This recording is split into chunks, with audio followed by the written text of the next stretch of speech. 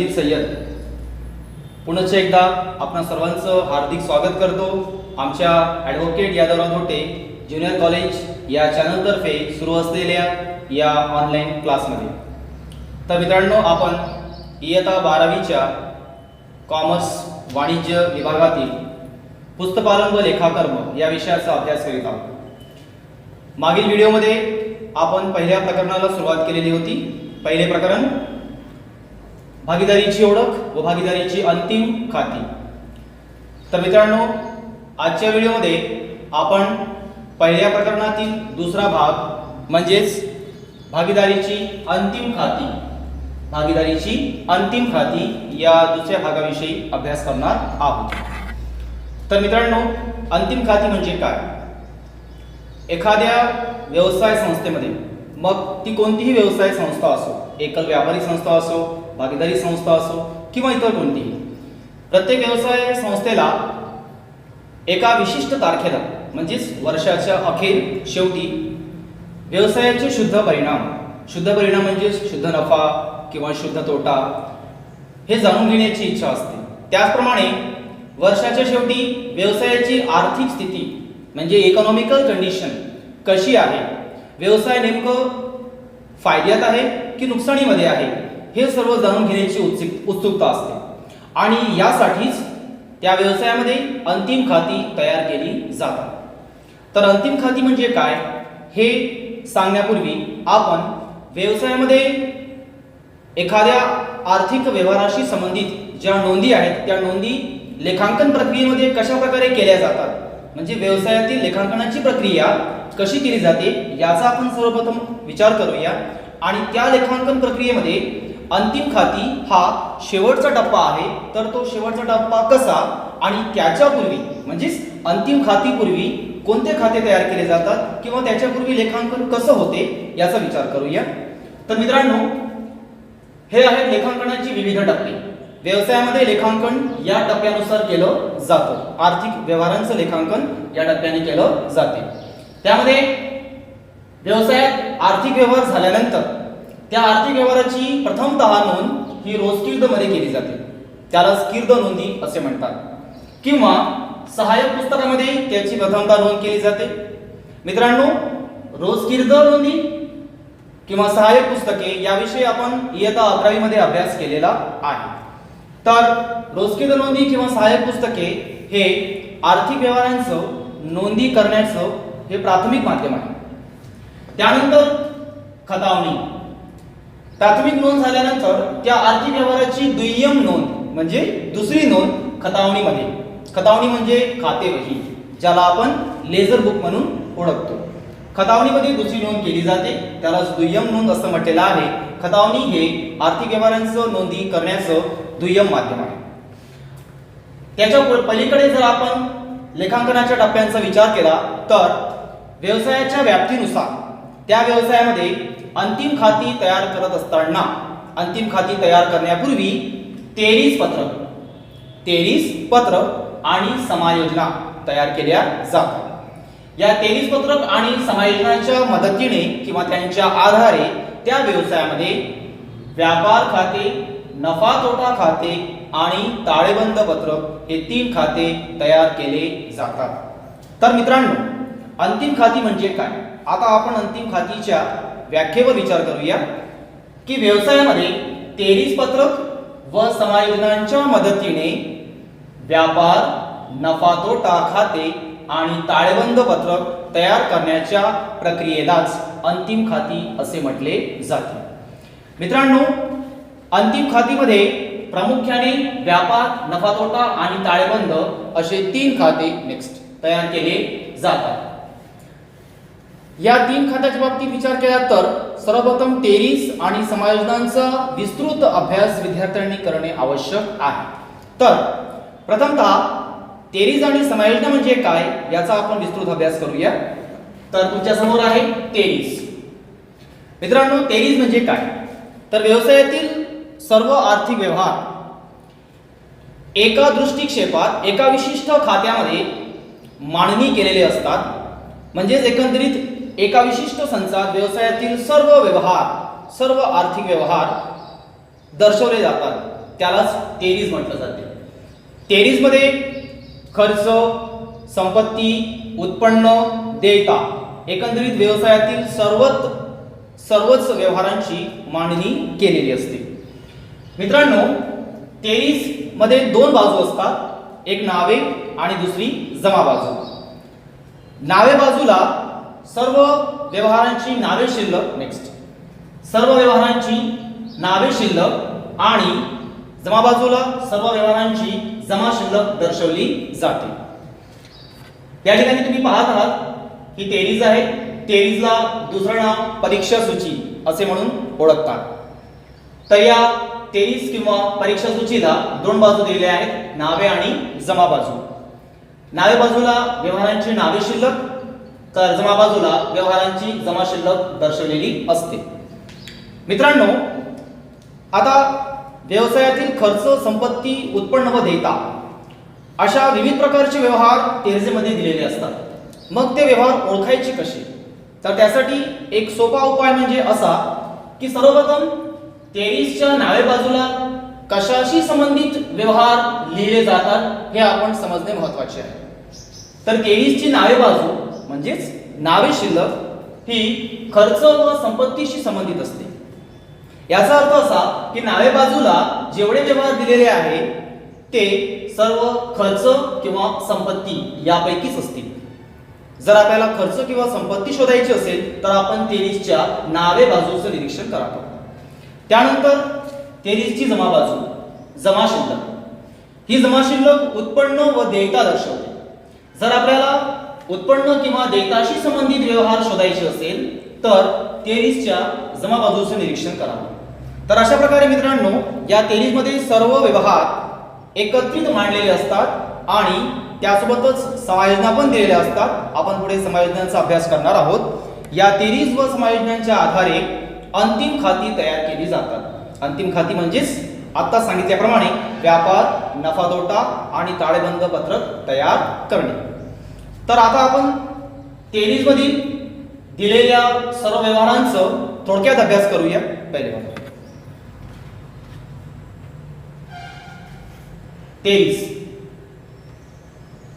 Next ही आहे तेरीज आणि नावे बाजू म्हणजेच नावे शिल्लक. पहिला व्यवहार आहे प्रारंभण स्कंद. प्रारंभण स्कंद म्हणजे सुरुवातीचा शिल्लक माल साठा. व्यवसायातील सुरुवातीचा माल साठा हा व्यापार खात्याच्या नावे बाजूला दर्शवला जातो. एकंदरीत व्यापार खात्याची नावे बाजू मुळातच प्रारंभण स्कंदाने सुरू होते. त्यानंतर आहे मजुरी. मित्रांनो, व्यवसायामध्ये मालाची ने-आण करण्यासाठी मजुरांचा वापर केला जातो आणि त्यांना त्यांच्या कामाचा मोबदला सुद्धा दिला जातो, ते म्हणजे मजुरी.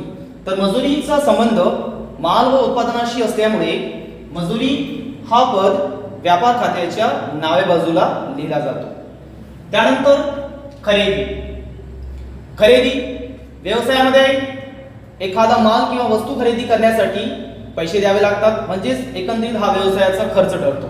त्यामुळे खरेदी हे सुद्धा व्यापार खात्याच्या नावे बाजूला लिहिले जाते. त्यानंतर हस्तस्थ रोख. व्यवसायामध्ये उपलब्ध असलेली रोख किंवा पैसा ही संपत्ती ठरते. त्यामुळे हस्तस्थ रोख ताळेबंदात संपत्ती बाजूला दर्शवली जाते. त्यानंतर आहे विमा. विमा हा अप्रत्यक्ष खर्च आहे आणि म्हणून तो नफा तोटा खात्याच्या नावे बाजूला दर्शवला जातो. विमा हा अप्रत्यक्ष खर्च. त्यानंतर फर्निचर ही व्यवसायाची संपत्ती असल्यामुळे ताळेबंदाच्या संपत्ती बाजूला लिहिली जाते. प्रवास खर्च हा व्यक्तिगत खर्च असल्यामुळे या खर्चाचा संबंध व्यापार व्यवसायाशी किंवा माल उत्पादनाशी नाही. त्यामुळे हा अप्रत्यक्ष खर्च नफा तोटा खात्याच्या नावे बाजूला दर्शवला जातो. त्यानंतर कसर म्हणजे सूट, डिस्काउंट हा सुद्धा एक प्रकारचा अप्रत्यक्ष खर्च मानलेला आहे आणि म्हणून तो नफा तोट्याच्या नावे बाजूला दर्शवला जातो. ऋणको. मित्रांनो, ऋणको म्हणजे कोण? व्यवसायाला ज्या व्यक्तीकडून पैसे येणे असते त्या व्यक्तीला ऋणको असे म्हणतात. तर ऋणकोकडून पैसे येणे असल्यामुळे ऋणको ही व्यक्ती एक प्रकारची व्यवसायाची संपत्ती ठरते आणि म्हणून ऋणको ताळेबंदात संपत्ती बाजूला दर्शवलं जाते. त्यानंतर आहे बुडीत कर्ज. मित्रांनो, ऋणको सारख्या व्यक्तीकडून जे पैसे येणे आहे ते पैसे न आल्यास किंवा त्या व्यक्तीने पैसे बुडविल्यास त्याला बुडीत कर्ज असं म्हटले जाते. आणि हे बुडीत कर्ज नफा तोटा खात्याच्या नावे बाजूला लिहिला जातो. त्यानंतर जमीन व इमारत. आपणा सर्वांना माहिती आहे, जमीन व इमारत ही व्यवसायाची संपत्ती आहे आणि संपत्ती असल्यामुळे ती ताळेबंदात संपत्ती बाजूला दर्शवली जाते. विक्री परत. मित्रांनो, विक्री परत याबद्दल सांगण्यापूर्वी मी तुम्हाला 23च्या जमा बाजूला असलेला हा एक व्यवहार, हा एक पद विक्री याविषयी सांगू इच्छितो. विक्री परत हा विक्रीशी संबंधित आहे आणि विक्री म्हणजे व्यवसायाने माल विकणे आणि माल विक्रीतून उत्पन्न मिळते, म्हणून विक्री ही व्यापार खात्याच्या जमा बाजूला दर्शवली जाते. तर विक्री परत ही विक्रीमधून वजा केली जाते किंवा मायनस केली जाते आणि विक्री हा पद व्यापार खात्याच्या जमा बाजूला दर्शवला जातो. त्यानंतर आहे जमा शिल्लक, 23ची जमा बाजू. भांडवल, भागीदारांचं भांडवल. जे भागीदार व्यवसायामध्ये प्रवेश करताना एक विशिष्ट रक्कम भांडवल म्हणून घेऊन येतात, हे भांडवल व्यवसायाला पुढे भागीदारांना परत करावयाचे असते आणि म्हणून ते व्यवसायाची देयता ठरते. तर भांडवलाची नोंद ताळेबंदात देयता बाजूला केली जाते. त्यानंतर आहे धनको, विविध धनको. धनको म्हणजे कोण? ज्या व्यक्तीला व्यवसाय पैसे देणे असतो, व्यवसायाला ज्या व्यक्तीला पैसे द्यायचे असतात तो व्यक्ती म्हणजे धनको. धनकोला पैसे द्यायचे असल्यामुळे तो व्यवसायाची देयता ठरतो आणि म्हणून ताळेबंदात देयता बाजूला धनकोची नोंद केली जाते. त्यानंतर प्राप्त भाडे. प्राप्त या शब्दावरून असं दिसते की हे व्यवसायाचं उत्पन्न आहे. प्राप्त भाडे म्हणून हे उत्पन्न नफा तोटा खात्याच्या जमा बाजूला दर्शवलं जाते, कारण या उत्पन्नाचा संबंध माल उत्पादनाशी नाही, म्हणजेच प्रत्यक्ष व्यापाराशी नाही. हा एक अप्रत्यक्ष उत्पन्न आहे, म्हणून तो नफा तोटा खात्याच्या जमा बाजूला लिहिला जातो. त्याचप्रमाणे विक्री आपण आता बघितलं. त्यानंतर आहे देय विपत्र. देय विपत्र असे विपत्र की ज्याची रक्कम व्यवसायाला दुसऱ्या व्यक्तीला देणे असते आणि म्हणून देय विपत्र ही सुद्धा व्यवसायाची देयता आहे, ताळेबंदात देयता बाजूला दर्शवलं जाणार. त्यानंतर बँक कर्ज. बँक कर्ज व्यवसायाने कर्ज घेतलं असेल सावकाराकडून किंवा बँकेकडून, तर ते कर्ज परत करायचं असते आणि म्हणून ते सुद्धा व्यवसायाची देयता ठरते. ताळेबंदात देयता बाजूला बँक कर्ज दर्शवलं जाणार. त्यानंतर कसर मिळणे हे व्यवसायाचं उत्पन्न आहे मित्रांनो, आणि याचा संबंध व्यापार किंवा वस्तू उत्पादनाशी नाही, म्हणून हा अप्रत्यक्ष उत्पन्न आहे आणि तो नफा तोटा खात्याच्या जमा बाजूला दर्शवला जाईल. त्यानंतर आहे खरेदी परत. मित्रांनो, 23च्या नावे बाजूला आपण खरेदी या पदाविषयी माहिती घेतली.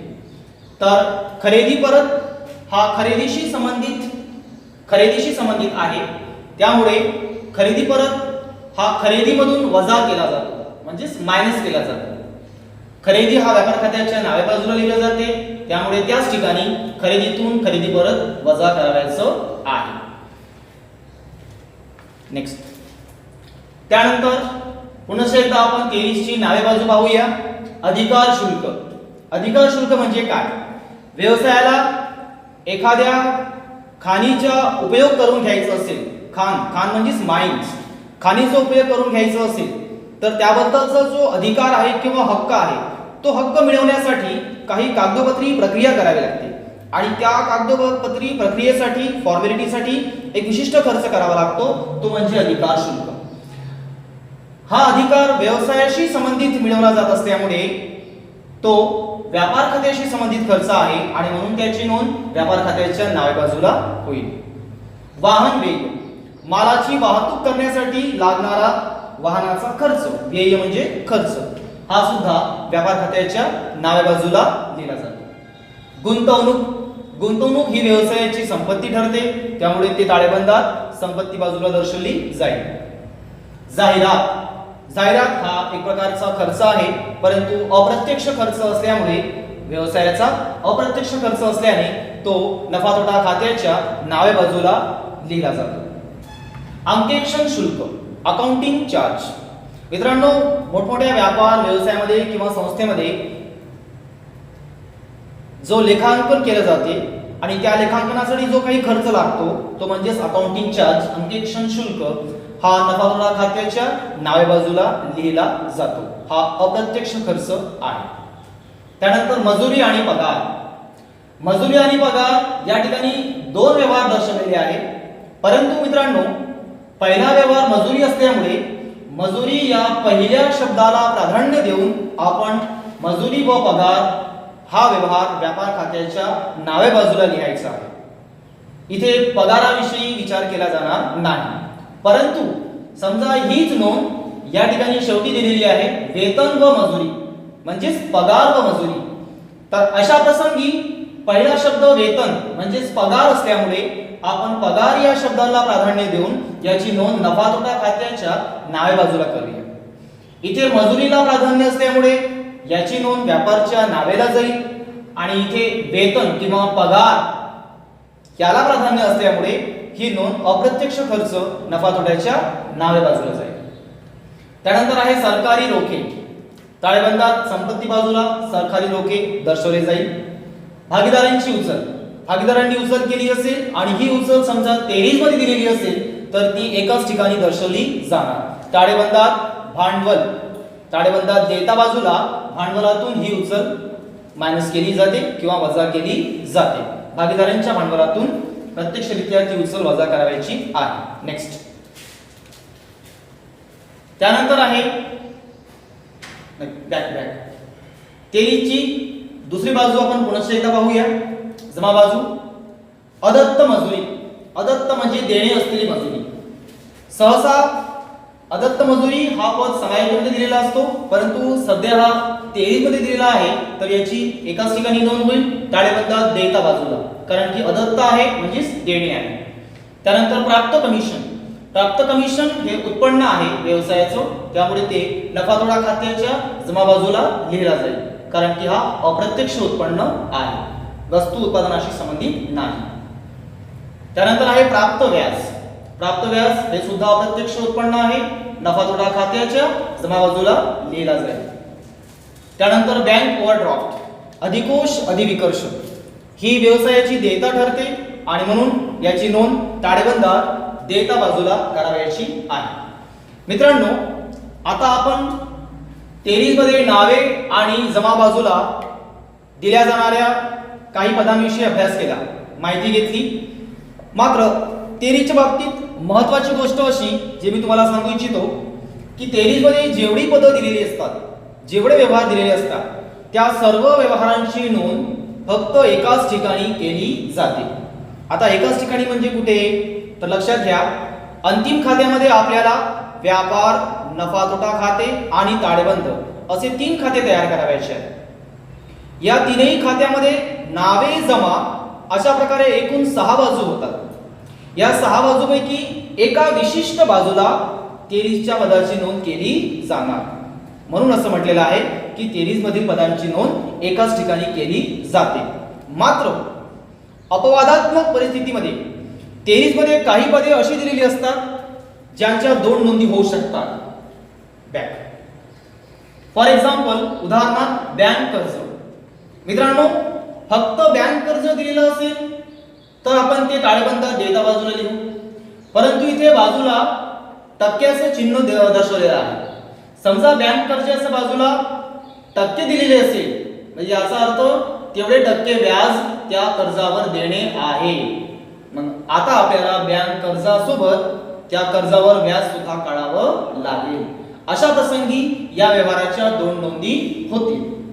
2 नोंदी सहसा समायोजनेमध्ये होत असतात, 23 च्या पदांच्या बाबतीत नाही. परंतु या व्यवहाराच्या 2 नोंदी होत असल्यामुळे आणि हे 23 मध्ये असल्यामुळे आपण यांना छुपी समायोजना म्हणजेच गुप्त समायोजना असं म्हणून ओळखू. अशा प्रकारच्या समायोजनेला गुप्त समायोजना यासाठी म्हटलं जाते कारण की हे 23 मध्ये दिलेलं नाही, हे समायोजनेमध्ये दिलेलं नाही, हे 23 मध्ये दिलेलं आहे आणि याच्या 2 नोंदी आपल्याला करावयाच्या आहेत. तर अशा काही छुप्या समायोजना, गुप्त समायोजना तेरजेमध्ये दिलेल्या असतात. तर मित्रांनो, अशा प्रकारे आज आपण तेरजेविषयी किंवा परीक्षा सूचीविषयी अभ्यास केलेला आहे. यानंतरच्या पुढील व्हिडिओमध्ये आपण समायोजनाचा अभ्यास करणार आहोत. थँक्यू.